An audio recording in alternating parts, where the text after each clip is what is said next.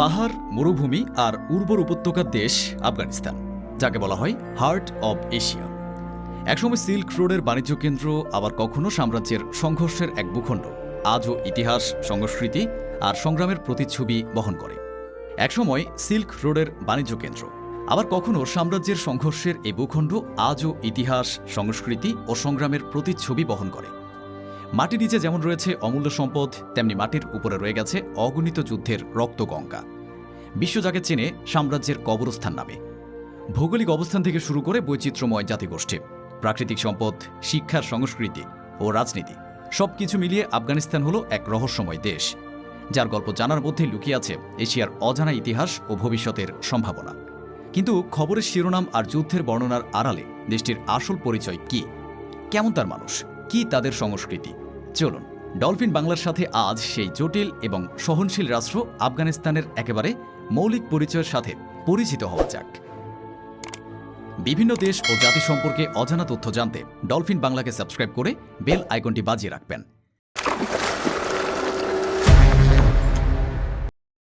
আফগানিস্তান দক্ষিণ মধ্য এশিয়ার সংযোগস্থলে অবস্থিত একটি স্থলবেষ্টিত বা ল্যান্ডলকড দেশ। ভৌগোলিকভাবে এটি অত্যন্ত কৌশলগত একটি অঞ্চল হিসেবে বিবেচিত হয়। দেশটির পূর্ব ও দক্ষিণে পাকিস্তান, পশ্চিমে ইরান, উত্তরে তুর্কমেনিস্তান, উজবেকিস্তান ও তাজিকিস্তান সীমান্তবর্তী। আবার উত্তর পূর্ব কোণে চীনের সাথে একটি অতি ক্ষুদ্র সীমান্ত রয়েছে, যেটি ওয়াখান করিডোর নামে পরিচিত।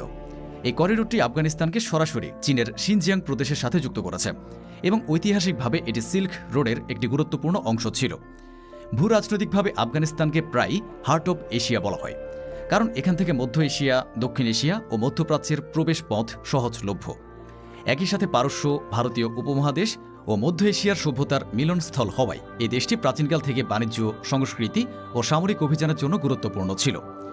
আফগানিস্তানের প্রাণকেন্দ্রে দাঁড়িয়ে আছে বিস্তীর্ণ হিন্দুকুশ পর্বতমালা, যা ইতিহাস, সংস্কৃতি ও প্রকৃতির এক অনন্য সাক্ষী। প্রায় ৯৭০ কিলোমিটার জুড়ে বিস্তৃত এই পর্বতমালা আফগানিস্তানকে ছুঁয়ে গিয়েছে পাকিস্তান পর্যন্ত। এর সর্বোচ্চ শৃঙ্গ তিরিচমির, উচ্চতা প্রায় ৭৭০৮ মিটার, যা সারা বিশ্বে পর্বতারোহীদের কাছে এক স্বপ্নের নাম। ইতিহাসের দিকে দেখুন, হিন্দুকুশ ছিল প্রাচীন সিল্ক রোডের অন্যতম পথ। আলেকজান্ডার দ্য গ্রেটের সেনারা, আরব বিজেতারা, এমনকি মুঘল সম্রাটরাও এখানে দুর্গম পাহাড়ি পথ পেরিয়ে যেতেন। অনেক ইতিহাসবিদ বলেন হিন্দুকুশই ছিল সাম্রাজ্যের গেটওয়ে, যেখানে পূর্ব পশ্চিমের বাণিজ্য, সংস্কৃতি আর ধর্ম মিলেমিশে একাকার হয়েছিল। উইকিপিডিয়া তথ্য মতে আফগানিস্তানের মোট আয়তন ৬,৫২,৮৬৪ বর্গ কিলোমিটার। এই বিশাল ভৌগোলিক বিস্তারের কারণে আফগানিস্তানকে একই সাথে বলা যায় পর্বতের দেশ, মরুভূমির দেশ এবং উর্বর উপত্যকার দেশ। দেশটির ভূমির বড় অংশ জুড়ে রয়েছে দুর্গম পর্বতমালা ও রুক্ষ বিস্তীর্ণ মরুপ্রান্তর। এসব পাহাড় শুধু আফগানিস্তানের ভৌগোলিক পরিচয়কে গড়ে দেয়নি, বরং মানুষের জীবনযাত্রা, কৃষিকাজ এবং যোগাযোগ ব্যবস্থাকেও করেছে অত্যন্ত কঠিন। শীতকালে অনেক এলাকা তুষারাবৃত হয়ে পড়ে, ফলে গ্রামীণ অঞ্চলগুলোর সাথে রাজধানী বা শহরাঞ্চলের যোগাযোগ প্রায় বিচ্ছিন্ন হয়ে যায়। পর্বতমালার বাইরে আফগানিস্তানের দক্ষিণ ও পশ্চিমে রয়েছে বিস্তীর্ণ মরুপ্রান্তর, যেমন রেগিস্তান মরুভূমি। তবে একই সাথে এখানে রয়েছে উর্বর উপত্যকা, যেখানে প্রাচীনকাল থেকে মানুষের বসতি গড়ে তুলেছে এবং কৃষিকাজের মাধ্যমে জীবন ধারণ করছে। সব মিলিয়ে আফগানিস্তানের ভূমির বৈচিত্র্য একদিকে তাকে করেছে প্রাকৃতিকভাবে সমৃদ্ধ, আর অন্যদিকে রাজনৈতিক ও অর্থনৈতিক উন্নয়নের পথে এটি একটি বড় বাধা। বর্তমানে দেশটি তালেবানের অধীনে রয়েছে, যারা রাষ্ট্রটিকে ইসলামিক এমিরেটস অফ আফগানিস্তান হিসেবে ঘোষণা করেছে। আফগানিস্তানের সাম্প্রতিক ইতিহাসে অন্যতম গুরুত্বপূর্ণ ঘটনা হল আমেরিকা ও তালেবানের মধ্যে হওয়া দোহা আলোচনা, যেখানে প্রধান মধ্যস্থতাকারী ভূমিকা পালন করে কাতার। ২০০১ সালের পর দীর্ঘ ২০ বছরের যুদ্ধ শেষে স্পষ্ট হয়ে ওঠে শুধু সামরিক শক্তি দিয়ে এই সংকট মোকাবেলা করা সম্ভব নয়। তাই ২০১৩ সালে কাতারের রাজধানী দোহায় তালেবান একটি রাজনৈতিক কার্যালয় খোলে এবং এখান থেকে শুরু হয় আলোচনার পথ চলা। বছরের পর বছর আলোচনা শেষে ২০২০ সালের ফেব্রুয়ারিতে স্বাক্ষরিত হয় ঐতিহাসিক দোহা চুক্তি, যা শর্ত অনুযায়ী মার্কিন সেনাদের ধাপে ধাপে আফগানিস্তান থেকে প্রত্যাহার করে, আর তালেবান প্রতিশ্রুতি দেয় যে আফগান ভূমিকে আন্তর্জাতিক সন্ত্রাসবাদের ঘাঁটি হতে দেবে না। এই চুক্তির ধারাবাহিকতায় ২০২১ সালের আগস্টে আমেরিকা মার্কিন সেনা পুরোপুরি প্রত্যাহার করে এবং ইসলামিক রিপাবলিক অব আফগানিস্তানের পতনের মাধ্যমে তালেবান ক্ষমতায় আসে, যারা দেশটিকে ইসলামিক এমিরেটস অফ আফগানিস্তান ঘোষণা করে। আজও দোহা আন্তর্জাতিক অঙ্গনে আফগানিস্তান ইস্যুতে আলোচনার কেন্দ্রবিন্দু, আর অনেক বিশ্লেষক মনে করেন কাতারের মধ্যস্থতায় হওয়া এই আলোচনায় ইতিহাসের গতিপথ বদলে দিয়েছে।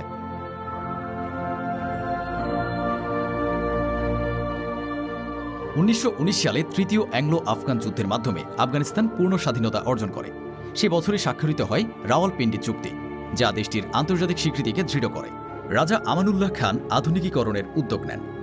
রাজা আমানুল্লাহর পর 1933 থেকে 1973 সাল পর্যন্ত রাজা জহির শাহ দীর্ঘ 40 বছর শাসন করেন। এ সময় দেশ কিছুটা স্থিতিশীলতা পায় এবং কাবুল আন্তর্জাতিক বাণিজ্য ও কূটনীতির কেন্দ্র হয়ে ওঠে। তবে আধুনিকীকরণ ও প্রথাগত ধর্মীয় মূল্যবোধের দ্বন্দ্ব থেকে উত্তেজনা ধীরে ধীরে বাড়তে থাকে। 1973 সালে প্রধানমন্ত্রী দাউদ খান এক অভ্যুত্থানের মাধ্যমে রাজতন্ত্র বিলোপ করে প্রজাতন্ত্র ঘোষণা করেন। তারপর নতুন কাঠামোতে আফগানিস্তানের সাফল্য উল্লেখযোগ্য ছিল না।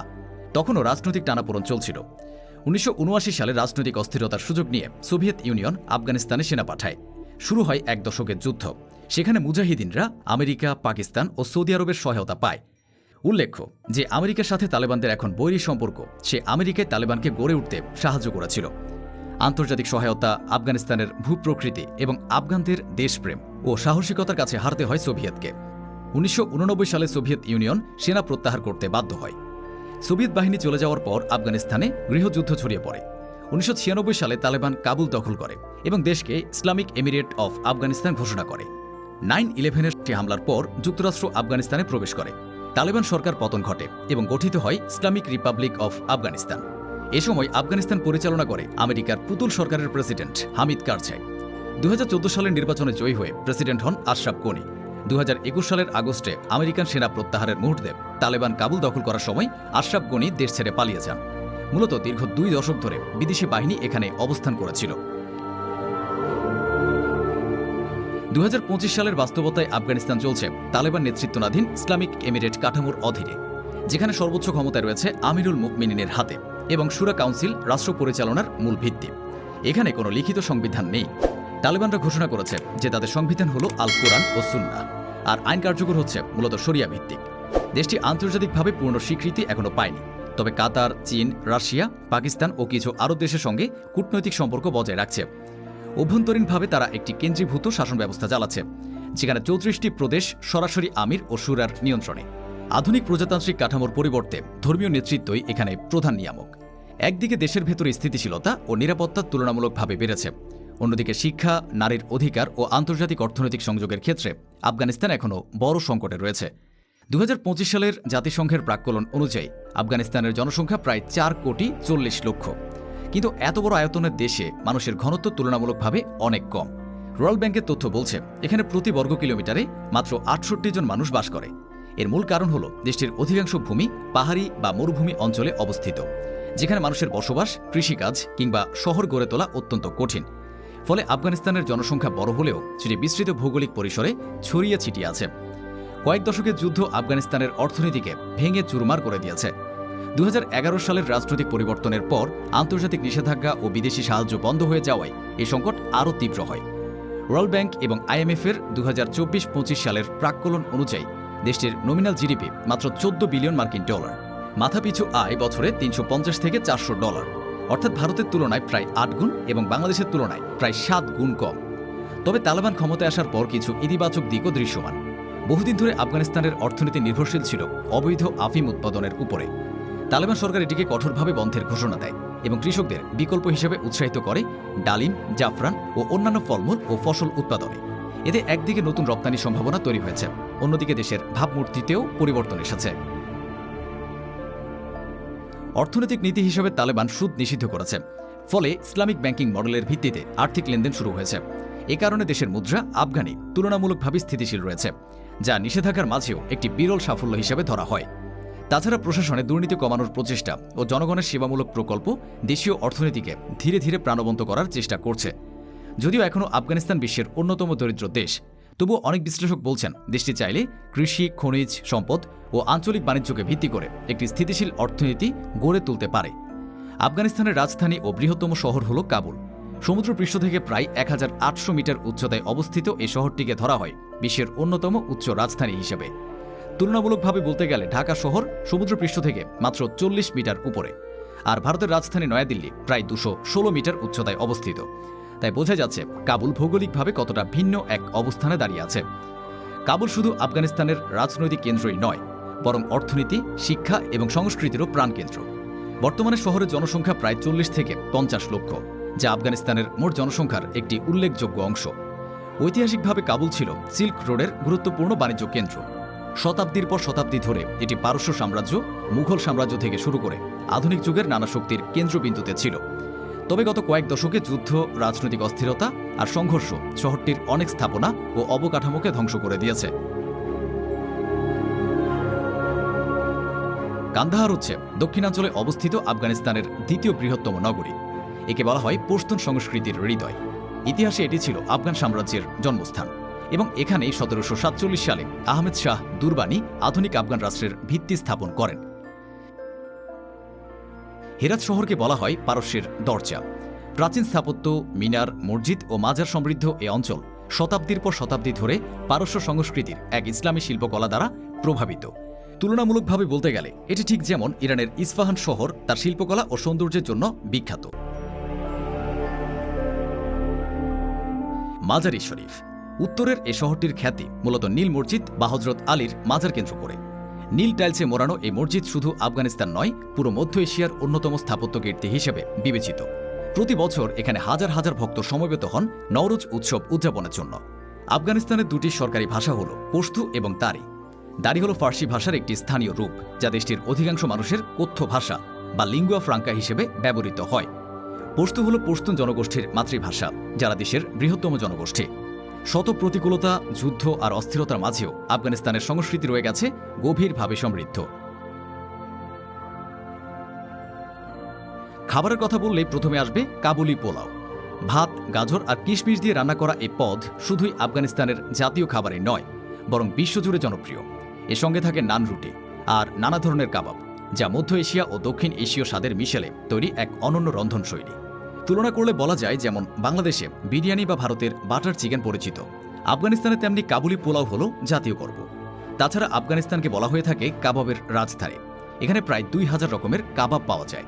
আফগান সমাজে আতিথেয়তা এক বিশেষ বৈশিষ্ট্য। পশতুন সংস্কৃতির মেলমাস্তিয়া বা অতিথি আপ্যায়নের ঐতিহ্য এতটাই বিখ্যাত যে অচেনা অতিথিকেও পরিবারের সদস্যদের মতো সম্মান দেওয়া হয়। এছাড়াও আফগানিস্তান বিখ্যাত তার কার্পেট, সূক্ষ্ম হস্তশিল্প ও অলঙ্কারের জন্য। শত শত বছর ধরে তৈরি হওয়া আফগান কার্পেট আজও আন্তর্জাতিক বাজারে উচ্চ মূল্যে বিক্রি হয়। আফগানিস্তান একটি ইসলামী রাষ্ট্র। দেশের ৯৯%-এরও বেশি মানুষ ইসলাম ধর্মের অনুসারী। এর মধ্যে প্রায় ৮৫ থেকে ৯০% সুন্নি মুসলিম এবং ১০ থেকে ১৫% শিয়া মুসলিম, যাদের বেশিরভাগই হাজারো জাতিগোষ্ঠীতে অন্তর্ভুক্ত।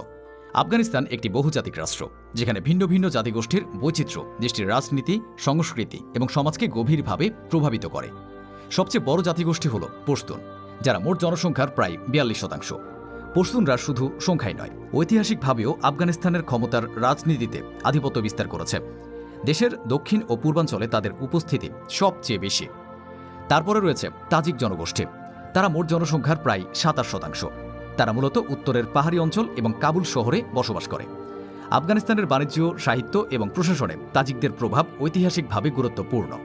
হাজারা জাতিগোষ্ঠী প্রায় ৯%, যারা প্রধানত মধ্যাঞ্চলের পাহাড়ি এলাকা, বিশেষ করে হাজারাতে বসবাস করে। তাদের শারীরিক গঠন ও সাংস্কৃতিক বৈশিষ্ট্যের মধ্যে এশীয় বংশোদ্ভূত প্রভাব স্পষ্ট এবং তারা প্রধানত শিয়া মুসলিম। একই হারে বা প্রায় ৯% জনসংখ্যা নিয়ে উজবেকরা বসবাস করে আফগানিস্তানের উত্তরাঞ্চলে। এরা তুর্কি বংশোদ্ভূত এবং ঐতিহাসিকভাবে মধ্য এশিয়ার সাথে গভীর সাংস্কৃতিক সম্পর্ক বহন করে। এছাড়াও আরও রয়েছে ছোট ছোট জাতিগোষ্ঠী, যেমন তুর্কমেন, বেলুচ, নুরিস্তানি এবং আইমাক, যারা প্রত্যেকে আফগানিস্তানের বৈচিত্র্যময় সমাজকে সমৃদ্ধ করেছে। আফগানিস্তানের গ্রামীণ জীবন এখনও মূলত ঐতিহ্য নির্ভর ও কৃষিভিত্তিক। প্রায় ৭০% মানুষ গ্রামে বসবাস করে, আর তাদের জীবিকার প্রধান উৎস হল কৃষি, পশুপালন ও ছোটখাটো হস্তশিল্প। গ্রামের মানুষ ভোরে উঠেই ক্ষেত খামারে কাজ করে গম, ভুট্টা, ডালিম, আঙুর কিংবা বাদাম ফলায়। নারীরা গৃহস্থলীর কাজের পাশাপাশি হস্তশিল্প ও কার্পেট বুনে পরিবারের আয় বাড়ায়। বাড়িঘরগুলো সাধারণত কাঁচামাটির তৈরি, চারপাশে পাহাড় বা উর্বর উপত্যকা। যদিও আধুনিক সুবিধা, বিদ্যুৎ, স্বাস্থ্যসেবা বা ভালো রাস্তা অনেক এলাকায় সীমিত, তবু গ্রামীণ সমাজে রয়েছে শক্তিশালী সামাজিক বন্ধন। অতিথি আপ্যায়ন, ধর্মীয় আচার এবং ঐতিহ্যবাহী পোশাক গ্রামীণ আফগান জীবনের অপরিহার্য অংশ। বলা যায়, শহরের কোলাহল থেকে দূরে আফগানিস্তানের প্রকৃত চেহারায় ফুটে ওঠে এই গ্রামীণ জীবনযাত্রায়। কয়েক দশকের যুদ্ধ আফগানিস্তানের অর্থনীতিকে প্রায় ধ্বংস করে দিয়েছে। 2021 সালের রাজনৈতিক পরিবর্তনের পর আন্তর্জাতিক নিষেধাজ্ঞা এবং বিদেশি সাহায্য বন্ধ হয়ে যাওয়ায় এই সংকট আরও তীব্র হয়েছে। ওয়ার্ল্ড ব্যাংক এবং IMF এর 2024-25 সালের প্রাক্কলন অনুযায়ী দেশটির নমিনাল জিডিপি প্রায় 14 বিলিয়ন মার্কিন ডলারের কাছাকাছি। এর সবচেয়ে করুণ চিত্র ফুটে ওঠে মাথাপিছু আয়ের হিসাবে। দেশটির মাথাপিছু আয় বছরে মাত্র 350 থেকে 400 ডলারের মধ্যে, যা এটিকে বিশ্বের অন্যতম দরিদ্র দেশে পরিণত করেছে। এর সাথে তুলনা করলে ভারতের মাথাপিছু আয় 8 গুণ এবং বাংলাদেশের প্রায় 7 গুণ বেশি। আফগানিস্তানের অর্থনীতি মূলত কৃষিভিত্তিক। দেশের প্রায় 80% মানুষ প্রত্যক্ষ বা পরোক্ষভাবে কৃষির উপর নির্ভরশীল। তবে আধুনিক প্রযুক্তির অভাব, সেচ ব্যবস্থার দুর্বলতা আর ঘন ঘন খরার কারণে উৎপাদন সীমিত। তালেবান শাসনে আফিম উৎপাদন বন্ধ করে দেওয়ার উদ্যোগ নেওয়া হয়েছে এবং কৃষকদের উৎসাহিত করা হচ্ছে ডালিম, আঙুর, বাদাম, জাফরান সহ উচ্চমূল্যের ফসল উৎপাদনে, যা রপ্তানির সম্ভাবনা তৈরি করছে। আফগানিস্তানের কৃষি উন্নয়নের জন্য সবচেয়ে বড় চ্যালেঞ্জ হল পানি সরবরাহ। দেশটির বহু এলাকা খরা ও মরুভূমি প্রবল, তাই সেচ ব্যবস্থা ছাড়া ফসল উৎপাদন প্রায় অসম্ভব। সাম্প্রতিক সময়ে তালেবান সরকার এই সংকট কাটাতে ক্যানেল ও সেচ প্রকল্প চালু করেছে। 2025 সালে আফগান কর্তৃপক্ষ পাঞ্জশির প্রদেশে একটি নতুন সেচ ক্যানেল প্রকল্প শুরু করেছে, যা কৃষি জমিতে জলের সরবরাহ বাড়াতে এবং স্থানীয় জীবিকা উন্নত করতে পরিকল্পিত। এই প্রকল্পের খরচ হবে প্রায় 50 মিলিয়ন আফগানি এবং এটি হাজার হাজার হেক্টর চাষযোগ্য জমিতে সেচ দেবে। এই ক্যানেল নির্মাণ কাজ চলাকালীন প্রায় 1000 জন কর্মসংস্থান তৈরি হবে বলে আশা করা হচ্ছে। পাশাপাশি এটি ফসল উৎপাদন ও খাদ্য নিরাপত্তা বৃদ্ধিতে সহায়ক ভূমিকা রাখবে। কৃষির পাশাপাশি আফগানিস্তানকে বলা হয় খনিজ সম্পদের ভাণ্ডার। ভূতাত্ত্বিক জরিপে দেখা গেছে এই দেশে শত শত বিলিয়ন ডলারের সমমূল্যের প্রাকৃতিক সম্পদ রয়েছে, কিন্তু যুদ্ধ, দুর্বল অবকাঠামো এবং রাজনৈতিক অস্থিরতার কারণে এ সম্পদ আজও পূর্ণভাবে কাজে লাগানো যায়নি। আফগানিস্তানের মহামূল্যবান খনিজ সম্পদগুলোর মধ্যে রয়েছে লিথিয়াম। আধুনিক যুগের সাদা সোনা নামে পরিচিত এই খনিজের সবচেয়ে বড় ভাণ্ডারগুলোর একটি রয়েছে আফগানিস্তানে। বৈদ্যুতিক গাড়ি, মোবাইল ফোন ও ব্যাটারি তৈরিতে ব্যবহৃত হওয়ায় লিথিয়ামের বৈশ্বিক চাহিদা দ্রুত বাড়ছে। অনেক বিশেষজ্ঞ মনে করেন আফগানিস্তান একদিন লিথিয়ামের সৌদি আরব হয়ে উঠতে পারে। তামা ও লোহা। দেশের পূর্বাঞ্চলে বিশ্বের অন্যতম বৃহৎ তামার খনি মেস আইনাক অবস্থিত, যেখানে কয়েক মিলিয়ন টন তামা মজুদ আছে। একইভাবে লোহা ও ইস্পাত উৎপাদনের বিশাল সম্ভাবনা রয়েছে হাজিগাক খনিতে। তেল ও প্রাকৃতিক গ্যাস। আফগানিস্তানের উত্তরাঞ্চলে প্রাকৃতিক গ্যাসের ভাণ্ডার রয়েছে, যদিও এটি উজবেকিস্তান বা তুর্কমেনিস্তানের মতো বড় নয়, তবে অভ্যন্তরীণ জ্বালানি চাহিদা মেটাতে গুরুত্বপূর্ণ ভূমিকা রাখতে পারে। সোনা, কোবাল্ট ও রেয়ার আর্থ মিনারেল। আফগানিস্তানের বিভিন্ন প্রদেশে রয়েছে মূল্যবান খনিজ, যেমন সোনা, কোবাল্ট, ল্যাপিস লাজুলি ও রেয়ার আর্থ মিনারেল। বিশেষ করে ল্যাপিস লাজুলি প্রাচীনকাল থেকে আফগানিস্তানের আন্তর্জাতিক পরিচয়ের অংশ, যা হাজার বছর আগে মিশরের ফেরাউনদের অলঙ্কারেও ব্যবহৃত হতো। সব মিলিয়ে প্রাকৃতিক সম্পদের দিক থেকে আফগানিস্তান অত্যন্ত ধনী। তবে প্রশ্ন রয়ে গেছে, এ সম্পদ কি কখনো জনগণের কল্যাণে কাজে লাগানো সম্ভব হবে, নাকি রাজনৈতিক অস্থিরতা ও বিদেশি স্বার্থের কাছে এটি অপব্যবহৃতই থেকে যাবে? দীর্ঘ যুদ্ধ আর অস্থিরতার আঘাতে আফগানিস্তানের শিক্ষা ব্যবস্থা বহুবার পিছিয়ে পড়েছে।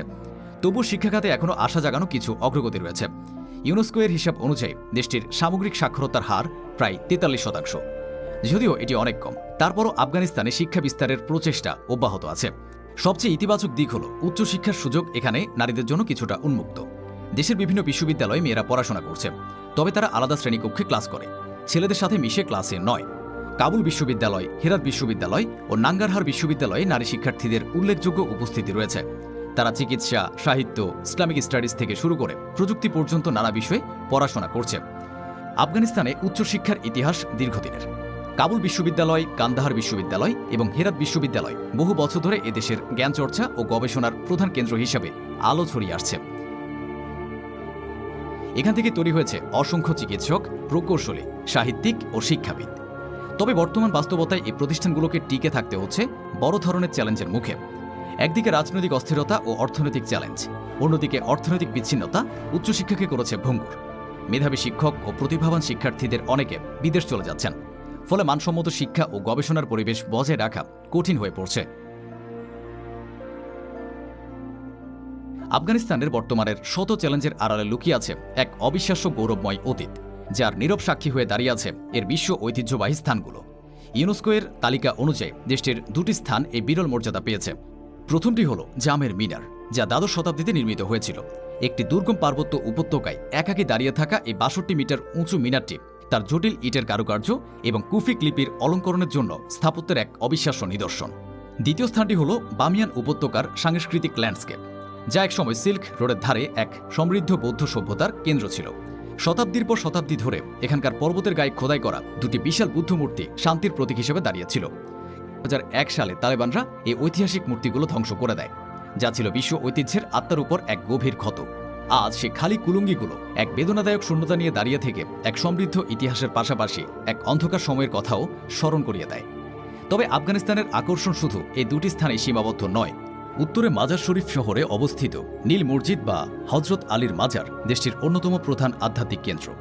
এর উজ্জ্বল নীল টাইলসে মোড়ানো গম্বুজ এবং মিনারগুলো সূর্যের আলোয় ঝলমল করে এক স্বর্গীয় পরিবেশ তৈরি করে, যা প্রতি বছর লক্ষ লক্ষ দর্শনার্থীকে আকর্ষণ করে। আর প্রাকৃতিক অবিশ্বাস্য সৌন্দর্যের কথা বললে মধ্য আফগানিস্তানে অবস্থিত বান্দি আমিরের নাম নিতে হয়। এটি মরুভূমির বুকে যেন এক টুকরো নীল স্বর্গ। খনিজ সমৃদ্ধ জলের কারণে এখানকার 6টি হ্রদের জল এতটাই গভীর এবং ফিরোজা নীল যে তা প্রায় অবাস্তব বলে মনে হয়। এই স্থানগুলি প্রমাণ করে যে যুদ্ধের আড়ালে আফগানিস্তান এখনও এক অসাধারণ সৌন্দর্য এবং সমৃদ্ধ ইতিহাসকে ধারণ করে আছে। শত প্রতিকূলতার মাঝেও খেলাধুলা আফগানদের জন্য এক আশার আলো। ক্রিকেট বর্তমানে দেশটির সবচেয়ে জনপ্রিয় খেলা এবং জাতীয় ঐক্যের এক বিশাল প্রতীক। আফগানিস্তান জাতীয় ক্রিকেট দলের উত্থান এক অবিশ্বাস্য গল্প। যুদ্ধবিধ্বস্ত একটি দেশ থেকে এসে তারা বাংলাদেশ ও ভারতের মতো শক্তিশালী দেশগুলোর সাথে প্রতিদ্বন্দ্বিতা করে বিশ্বকে তাক লাগিয়ে দিয়েছে। রশিদ খান, মোহাম্মদ নবীর মতো খেলোয়াড়রা আজ বিশ্বজুড়ে পরিচিত মুখ। আজকে আফগানিস্তান আন্তর্জাতিক অঙ্গনে পুরোপুরি একা নয়। অনেক দেশ ইতিমধ্যেই তালেবান নেতৃত্বাধীন ইসলামিক এমিরেটসের সাথে কার্যত সম্পর্ক গড়ে তুলেছে। চীন কেবল কূটনৈতিকভাবেই নয়, বরং বিনিয়োগ ও খনিজ সম্পদ খাতে অংশীদারিত্বের মাধ্যমে বন্ধুত্ব জোরালো করছে। রাশিয়াও অর্থনৈতিক ও নিরাপত্তা ইস্যুতে কার্যত যোগাযোগ রাখছে। পাকিস্তান ঐতিহাসিকভাবে আফগানিস্তানের গুরুত্বপূর্ণ প্রতিবেশী, যদিও সীমান্তে মাঝে মাঝে উত্তেজনা ও সংঘর্ষ হচ্ছে। অপরদিকে ভারত মানবিক সহায়তা ও অবকাঠামো খাতে সমর্থন দিয়ে বন্ধুত্বপূর্ণ সম্পর্ক রক্ষা করতে চাইছে। এসব দেশ স্বীকৃতি না দিলেও বাস্তবে আফগানিস্তানের সাথে কূটনৈতিক, অর্থনৈতিক ও রাজনৈতিক সম্পর্ক চালু রেখেছে। ফলে বলা যায় আফগানিস্তানের ভবিষ্যৎ অনেকটাই নির্ভর করছে এই আঞ্চলিক শক্তিগুলোর সাথে গড়ে ওঠা বন্ধুত্ব ও সহযোগিতার উপর। এই দীর্ঘ যাত্রায় আমরা আফগানিস্তানের গৌরবময় অতীত, বর্তমান এবং সম্ভাবনাময় ভবিষ্যতের সাথে পরিচিত হলাম। এটি এমন এক দেশ যা বারবার ধ্বংসস্তূপ থেকে উঠে দাঁড়িয়েছে। এ জনগণের সহনশীলতা এবং অদম্য চেতনাই হয়তো এর সবচেয়ে বড় সম্পদ। তুরস্ক শুধু একটি ভূখণ্ড নয়, বরং দুটি মহাদেশের সেতুবন্ধন, যার এক পা ইউরোপে, অন্য পা এশিয়ায়, যার প্রতিটি পাথরে লুকিয়ে আছে রোমান, বাইজেন্টাইন ও ইসলামী খেলাফতের গৌরবময় ইতিহাস। আর তার বর্তমান পরিচয় এক আধুনিক ও শক্তিশালী রাষ্ট্র হিসেবে। মুসলিম বিশ্বের অন্যতম ক্ষমতাধর ও প্রভাবশালী দেশ তুরস্ক সম্পর্কে জানতে চাইলে ডলফিন বাংলার এই ভিডিওটি দেখতে পারেন।